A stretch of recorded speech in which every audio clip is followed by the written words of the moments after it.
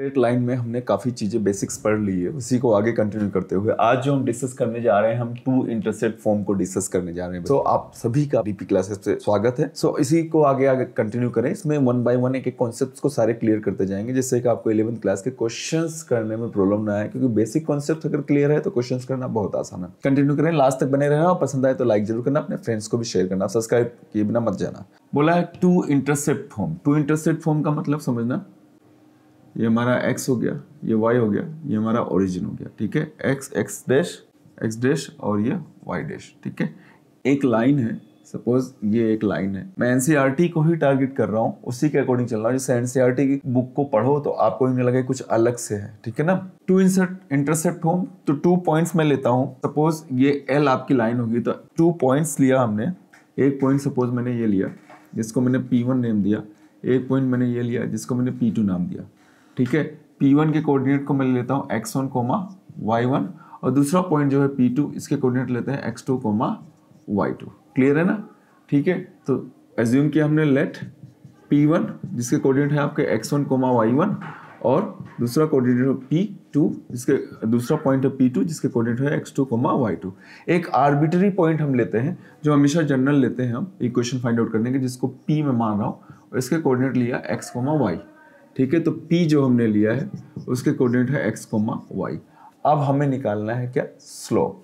तो slope intercept form से आप चले, मैं ये देखें, जब 3 points are collinear, 3 points P1, P and P2 are collinear, एक ही लाइन पर हो, एक ही लाइन पे कोलिनियर हो, इस केस में स्लोप क्या होता है। तो उस केस में जब हम स्लोप निकालते हैं तो slope P1 P equal to होता है स्लोप P1 P2। इसका स्लोप दोनों इक्वल होता है। इसको डेरिवेशन नहीं कर रहा हूं, बट डेरिवेशन हम ऑलरेडी कर चुके हैं, ठीक है। तो इसमें हम सीधा डायरेक्टली आ जाएंगे P1 P2, ठीक है। अब ये स्लोप अगर निकालें तो इसको निकालने का y अपॉन एक्स वाला वही टेन थीटा जब निकालते हैं तो y अपॉन एक्स, तो P1 P मतलब y माइनस y1, y ऊपर जाएगा, x नीचे आएगा, तो y minus y1 upon x minus x1, x minus x1 equal to same P1 और P2 को देखें तो y2 minus y1 upon x2 minus x1। ये कैसे हुआ पता है ना, y2 माइनस y1 जब हम इनका डिस्टेंस निकालते हैं ना, जब एंगल ले, जैसे ये पूरा लिया तो इसको ट्राइंगल लेके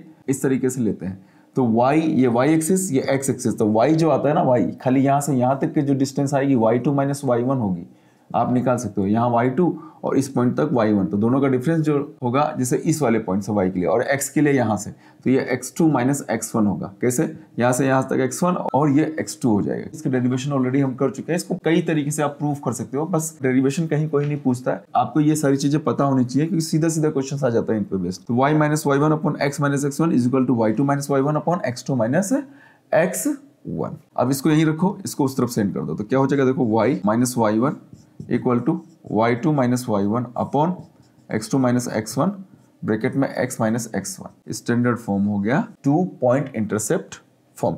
एक क्वेश्चन लेता हूं तो और अच्छे से क्लियर हो जाएगा। Write the equation of the line through the point. कौन कौन सा पॉइंट भाई, 2 पॉइंट्स रखा है, 1, -1 एंड सेकंड है आपका 3, 5।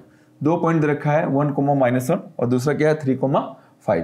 तो सीधी सी बात है, एक P1 है, P1 को हम एज्यूम करते हैं 1, -1 और P2 को एज्यूम करते हैं हम 3, 5, ठीक है। तो ये देखो 1, -1 ये हो गया, और ये हो गया हमारा P2 जो था 3, 5 हो गया। अब इक्वेशन ऑफ अ लाइन तो आपको पता है पूरा, डायरेक्ट अपन 2 इंटरसेप्ट फॉर्म वाला ये इक्वेशन लेंगे और इसको सोल्व करेंगे। 2 इंटरसेप्ट फॉर्म वाली जो इक्वेशन है वो होता है हमारा y minus y1 equal to y2 minus y1 upon x2 minus x1 bracket में x माइनस x1, ठीक है। अब x1 x2 क्या है, y1 y2 क्या है तो पता है, x और y के प्लेस पे तो कोई वैल्यू रखना नहीं है, तो y माइनस y1, 1, -1 P1, ये P2 हो गया, तो y माइनस y1 मतलब माइनस ऑफ 1 चाहिए, लो जी -1, y2 ये है 5 माइनस y1, ठीक है, upon x2 minus x1। x2 कितना है बेटा 3, x1 आपका क्या है 1 है, ओके। फिर ब्रैकेट में x माइनस x1 ये रहा 1, ठीक है। अब नॉर्मली वैल्यू रख दिया, अब सोल्व कर लो, तो